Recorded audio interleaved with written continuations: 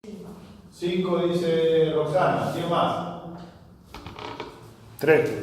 3 dice Carlos. ¿Qué más? Me faltan 6 opiniones.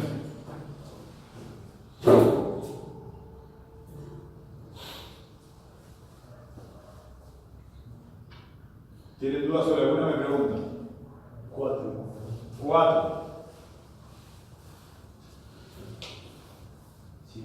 Partimos de un ejemplo de la vida cotidiana, vamos a la definición. 4 dice Silvia. Evocación, definición, aplicación, descripción, interpretación y problematización. ¿Qué es evocación? Evocación es traer ejemplos de la vida cotidiana y de relacionar con la vida cotidiana antes de dar la definición. Como que un autófono también viene Y tú hables, por ejemplo, vamos en una carretera recta y horizontal. ¿Han viajado alguna vez de Artigas hasta Guaraí? No sé. Pero no de golpe. No lo digo por la 30 porque no puedo decir lo que sea constante, pero otra que puedo decir. De Artigas al Libramento. De Artigas al Libramento, ahí va. Te va derechito. Bueno, eso para empezar el tema muy bien uniforme, supongo. Aparte recto la mayoría. Ya, ahí está. ¿Quién más me faltan 4 millones, muchachos. Necesito terminar de todos. Sí o sí de la experiencia de ellos o puede ser con lo que ellos piensan. Puede ser, sí, dice una secuencia o similar, ¿no? Si tiene. No, si quieren alguna. Claro, si pueden inviertes del orden, pero que empezamos de. Que cumpla con todas esas pautas. Que cumpla con esas pautas. Más o menos, ¿no? Puede ser un cambio de orden. Te faltan 3 opiniones. ¿Qué me faltan? 2 opiniones me faltan. No hay mucha diferencia eso. ¿Te faltan 3? ¿Quién no dijo? ¿Tú dijiste? Yo 4 con 8. ¿Cuánto? 4 con 8. 4 con 8. ¿Qué promediamos acá? Alto, ¿no? Muy alto. ¿Sí? Es muy frecuente esta situación. ¿Sí? Permiso. Me va a encajar un 2 o un 1 con él. Es muy frecuente. Lamento decirle que esto no es una clase. Esto es como está organizado un texto de física. ¿Eso qué?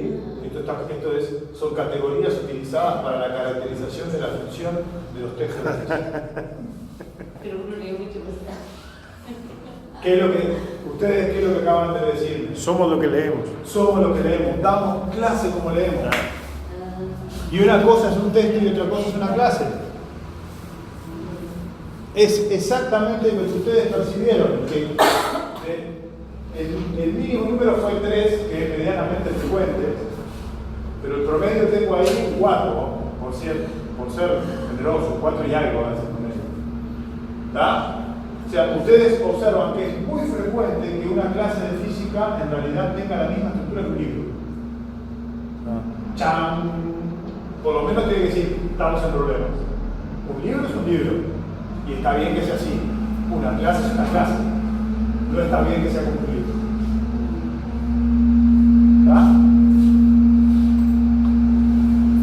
Yo creo que nos pasó a todos que venimos acostumbrados de cosas así. Y claro, porque nosotros nos formamos con ese tipo de clases así. O sea, atravesamos todo el periodo de secundaria con ese tipo de clases positivas. Yo recuerdo haber ido al laboratorio muy pocas veces.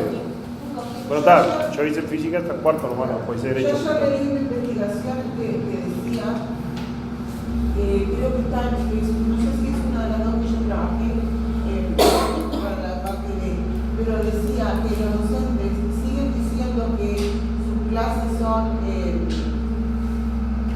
participativas y todo lo demás, pero que en realidad a la hora de impartir las prácticas educativas siguen teniendo una clase de es una crítica que se hacía al modelo de, porque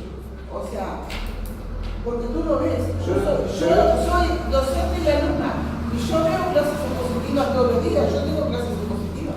Por eso. Pero entonces, nosotros no tenemos. Bueno, ahí también decía, profesor, ¿sabe quién decía eso en una entrevista que escuché de Pozo? Y Pozo decía que también los programas educativos, por lo menos acá en Uruguay, en América Latina toda, nunca terminan de completarse, porque se hace, por ejemplo, él ponía de ejemplo una reforma educativa, y cuando no se terminó de completar, ya surge otra. Entonces, como estamos sobre reforma, nunca logramos el objetivo general, el objetivo total, que es el cambio de eso que nosotros no queremos. O por lo menos llegar a una siempre hay una fragmentación entre el eje temático que tenés que trabajar y la forma o metodología de trabajo. Eso era lo que decía Pozo en una entrevista ayer, que yo lo estuve mirando en la entrevista.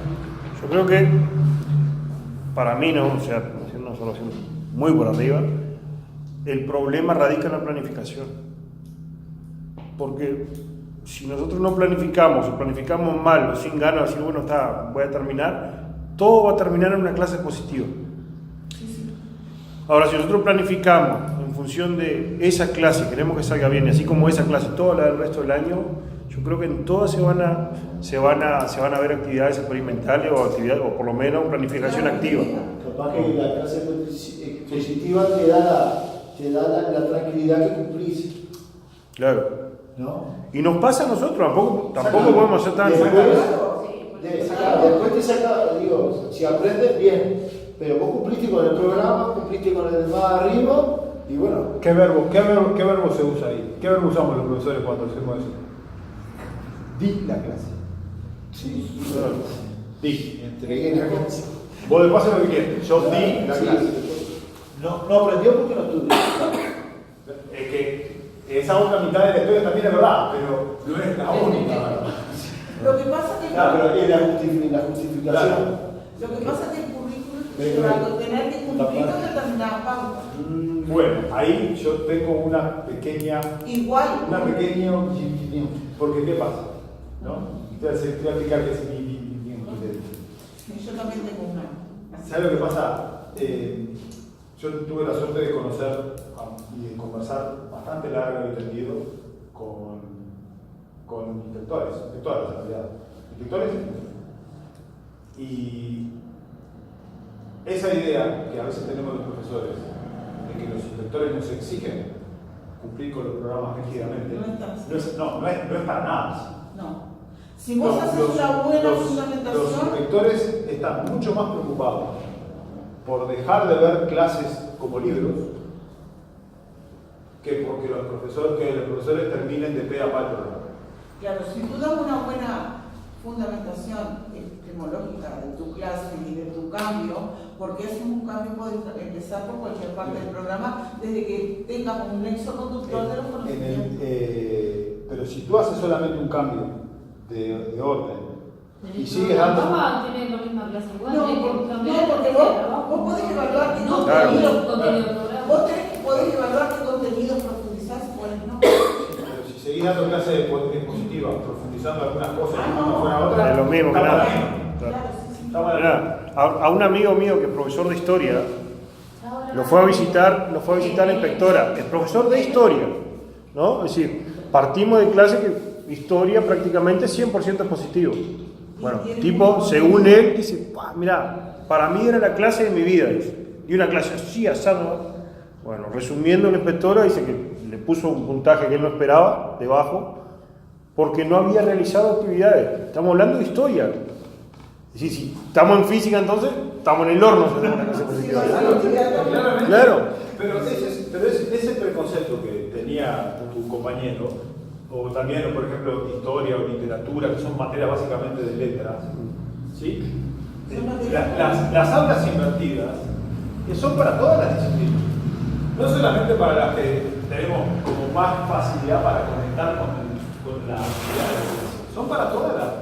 Porque, bueno, acá yo les pongo algunos lugares donde pueden obtener, que yo saqué algunas ideas que ustedes pueden ampliar allí. Este libro es un libro original que se llama Dale la vuelta a tu clase, que el prólogo, la primera parte, está gratis allí en internet. Yo no encontré gratis en internet. ¿Solo el prólogo, hermano? Sí. Entonces no me No, pero está muy bueno el prólogo, porque Sí. dice cómo fue la historia que ellos crearon el concepto de aula invertida. Después, este es un portal que tiene un montón de ideas, se llama The Flipped Classroom, pero que tenga el nombre en inglés está en castellano. ¿Cómo se llamaría en castellano? No, el portal tiene que entrar así, ¿no? El nombre de la dirección es THE y después es esto, mirá, Flipped Classroom, así, pero todo junto y en minúscula. ¿Está? Flippedclassroom.es es de España. ¿Está? Y después hay un profesor de física y química que es español, que se llama Juan San Martín, que tiene un montón de cosas, y de clases pensadas como aulas invertidas. Buscan acá. La metódica de física dijo que quiere que dejemos la matemática de lado y el primero o cuarto año cuentito. No, no es el cuentito. Bueno, textual. Sí, pero no es ese concepto, que no es lo mismo que el cuentito. Que cambie su concepto porque lo digo así. Bueno, pero es. El tema es que los profesores de física tendemos también a centrar todo lo que nos puso mirada a la matemática. Yo no les puse una. Creo que está mal. Y en los escritos tienen más ventajas que la parte matemática que la física. también. Ejercicio. Bueno, No sé eso, por qué, pero. es que viene todo atado. Porque en realidad. En el profesorado también. Bueno, lo que tú estás diciendo es claro. Porque en realidad cuando yo no puedo planificar una clase de una manera y después evaluar a mi grupo de otra. Pero eso pasa, hasta la formación no sale. Bueno, pero no es No es el modelo ideal. No debería. Claro. no es lo que debería suceder. Si nosotros pensamos, por ejemplo, tú decías de primero a cuarto, quitarle, yo voy a decirlo de otra manera, quitarle importancia a los problemas matemáticos y centrarnos en los conceptos. Entonces después las instancias de evaluación tienen que ser centradas en los conceptos y no en los matemáticos. Y cuando hablo de instancias de evaluación hablo de los escritos, de los parciales, inclusive eventualmente si un alumno se va al examen. Y les tengo una noticia, para los estudiantes es más difícil salvar un escrito conceptual que un escrito matemático. Sí, porque lo otro memoriza las técnicas. El otro día se vio clarito eso, ¿no? Porque Se memoriza la se ecuación. puso otro tipo, un ejercicio, pero que no lo resolviéramos dinámica, ¿no? Sino que por la parte de trabajo, de energía, no me acuerdo, de trabajo. Y todo lo primero que hacían es ver lo que hacen con dinámica siempre, plantear las fuerzas y todo eso, automáticamente nadie se puso a pensar que él había dicho que no había que resolver por ese lado, siquiera. ¿Está? Bueno, este enfoque de la clase al revés, como todas las buenas ideas educativas, dice ahí, nace de las necesidades de los alumnos. Bueno, el caso de Enrique, Janice y Ashley, pero yo lo tengo en otro lugar.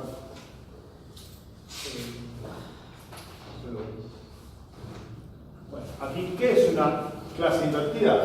Es un modelo pedagógico que transfiere el trabajo de determinados procesos de aprendizaje fuera del aula y utiliza el tiempo de clase junto con la experiencia del docente para facilitar y potenciar otros procesos de adquisición y práctica de conocimientos dentro del aula. Es decir, transmitimos información fuera del aula y en la clase nos dedicamos a practicar. El ejemplo del video. Miren el video en casa y lo Miremos el video de casa y después discutimos. Eso, bueno, básicamente van a encontrar muchas aulas invertidas que son en base a video. Muchas. Hay muchos videos que hace la propia gente de tal, y si no, es, digamos, el brindar el material de dónde tienen que sacar los estudiantes la información y en clase nos dedicamos a Creo ello. que el material dice que las clases de física no son atractivas porque perdemos tiempo en la parte experimental y no nos olvidamos de los conceptos. Bueno, la parte experimental no se pierde el No, tiempo nunca. experimental no es Claro. Es parte teórica. teórica. Sí. Y discusión y no sé qué. ¿Está? los orígenes. El germen de todas estas cosas. Un alumno le dice, M. Sams es el que Mr. Señor Sams, no estuve en la clase pasada, ¿qué me perdí? ¿Está? Eso a todos pasa. Profe, no vine a la clase pasada, entonces esto no lo sé. Me perdí la primera presencial. Me perdí el primer presencial y no estuve. Ahí está. Bueno, ¿qué le contestó el maestro? Te diré que entra a mi sitio web, o blog, o lo que tenga, ¿no? Ve el video que he subido y ven a verme con cualquier pregunta que tengas. En realidad, el profe arranca y de nuevo dice, bueno, está bien, bueno. Esto arranca así, de tanta, se perdían las clases los estudiantes por una cosa y por la otra, y los estudiantes le preguntaban, y él no podía hacer. A ver, profe, en 5 minutos me puede explicar rapidito todo lo que dio la clase pasada. Claro, es una clase invertida que se la aprendieron ahí. Y claro, ahí nace la clase invertida. Nace de la idea de que uno en 5 minutos no puede explicar lo que dio 2 horas, porque si no, usaría 5 minutos, en 2 horas. Como el bonito que te va todo día antes del examen a pedir clase. Ahí está. Dice, no me hacen 2 días, así salgo el examen. No, muchachos, si un año es un año, 2 días no podemos completar un año. Bueno, entonces, ¿qué le dijo el maestro? Bueno, él tenía los materiales, como en formato video, formato papel, formato que sea, los tenía colgados allí. ¿Está? Y después el alumno, bueno, iba, le miraba el video y ¿qué es lo que pasa? A veces nosotros decimos, bueno, ellos tienen libros, por ejemplo, que es también un soporte donde tienen información. Imaginemos una clase que todo el mundo puede entrar al portal Ceibal y bajar los libros y leer los libros del portal Ceibal, perfectamente. Ahora, si nosotros le decimos, muchachos, para la clase pasada, no se quede pasar, para la clase que viene vamos a trabajar el concepto de efecto fotoeléctrico. Por favor, lean. ¿Y qué pasa cuando vamos a dar la clase? Ninguno leyó. Ninguno. Casi ninguno leyó. En 1 o 2, muy poquito. ¿Saben qué encontró la gente esta de la clase invertida? Que la manera de fomentar que los estudiantes leyeran era haciendo incidir esa lectura en la calificación. Directamente. Ejemplo 1. Una de las cosas que hacían era poner 3 preguntitas cortitas al comenzar la clase. Cortitas, o sea que se responden en 5 minutos. En un papelito chiquito. Que podía ser en papelito o otra gente lo hacía ponía un enlace ahí en el blog y decía, bueno, entre y conteste estas 3 preguntas. Que lo contestaban en 5 minutos. ¿Está?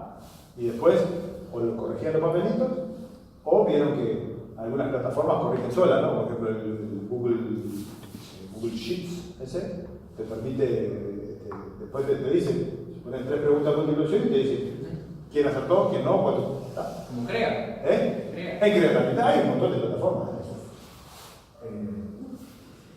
Entonces, ¿qué hacían?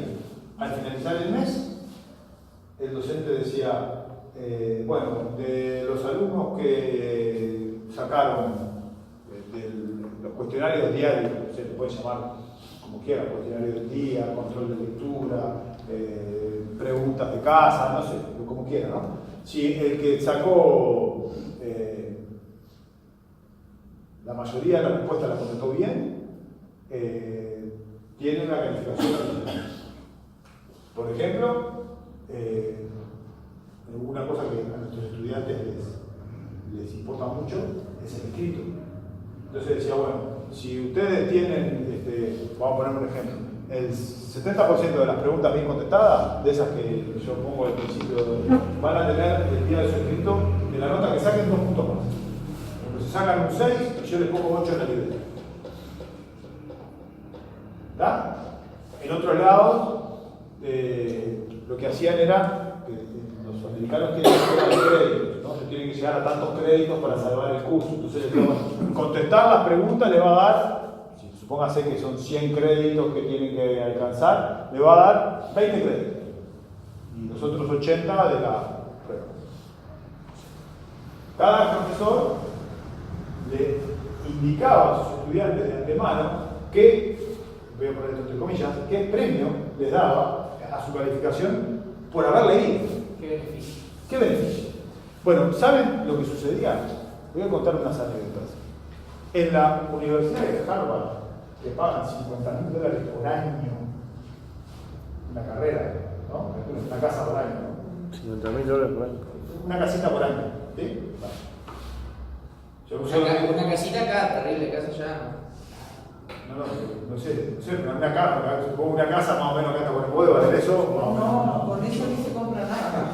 ¿No? El negro te compra un terreno. Claro, Una casa en las afueras de Melo, no importa. Allá le hacen alguien la casa, por eso. Bueno, está. una casa acá no baja de $100.000. Bueno, no importa, media casa por ahí. Es para el ejemplo. Pero a lo que quiero es, imagínate eso. Los profesores le decían a los alumnos, para la clase que viene vamos a dar tal tema, y el 2% de los estudiantes leían. El otro 98% que estaba pagando $50.000 por año por su formación, no leía. Yo imagino a los padres. ¿Cómo se ve que no eran ellos pagaban, no? ¿No? Ahí está. Bueno, pero ¿qué pasa? Cuando implementaron el tema de darle un beneficio a la calificación por la lectura, ese 2% subió automáticamente a más del 80%. O sea, el estudiante cuando sabe que su esfuerzo va a tener una recompensa concreta, ¿sí? Porque ¿qué pasa? Ellos no ven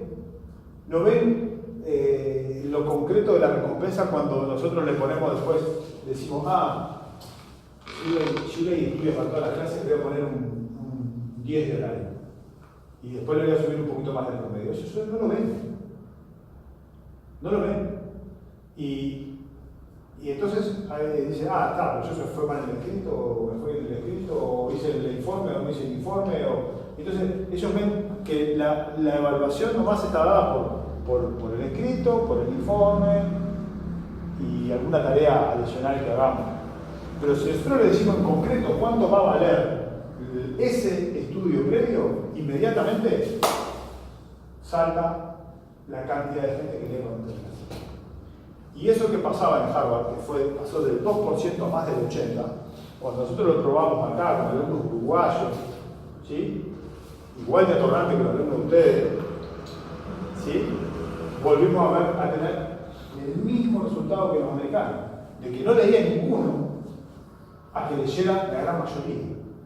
Entonces, imagínense lo que es para un profesor entrar a una clase donde sus estudiantes ya leyeron cosas y ya contestaron 2 o 3 preguntas sencillas sobre lo que tenían que ver, o 2 o 3 preguntas sencillas sobre un video que mandaron ver. Ya la clase empieza de otra manera. Y de eso se trata la clase invertida. La primera parte la hace el alumno en su casa, pero sabiendo que eso le va a traer una recompensa en una calificación. Y bueno, ustedes ahora en su práctica docente están en una agua intermedia ahí, ustedes no pueden hacer eso, pero muchos de ustedes dan clase aparte, ¿no? Entonces, ahí pueden decir, bueno, vamos a probarlo con la clase. A ver, ¿qué pasa si yo les digo a mis alumnos, no sé, que esto le va a redundar en un punto más para van a ganar un punto más para el escrito, van a ganar, no sé. Lo que pasó con el proyecto que hicimos con la Semana de Ciencia, que dio unos puntos extras para la prueba, para la primera prueba. Ahí está. Entonces salió una exposición preciosa. Ahí está. Y que seguramente tus estudiantes se hayan enganchado con eso. Estaban chochos. Hasta la directora. Claro. ¿Sí? Bueno. Miren acá lo que mismo se preguntan los creadores del libro que yo les decía darle la vuelta a la clase. Esto lo saqué textual de ahí. Decía, ¿qué pasaría si grabáramos todas nuestras exposiciones? Exposiciones, la parte de transmitir el conocimiento. Los alumnos vieran el video como tarea y luego dedicáramos todo el tiempo de clase a ayudarlos con los conceptos que no entienden. Esa es la esencia de la clase invertida. Esa es la esencia de la clase invertida. Claro, elegir bien el video, elegir bien los materiales, nos lleva tiempo. No es una tarea sencilla. Bueno, pero para eso nos pagan, ¿no? para seleccionar bien los materiales, entre otras cosas. Nos pagan y digamos, hay que estudiar 4 años para hacer esto porque no es que cualquiera puede elegir lo primero que encontró en Google y decirle desde ahí. La selección del material, el tipo de preguntas que les hacemos a los estudiantes, esas iniciales para saber si aprendieron o no aprendieron, qué problemas le vamos a plantear cuando lleguemos a la clase. Eso lleva mucho tiempo de planificación.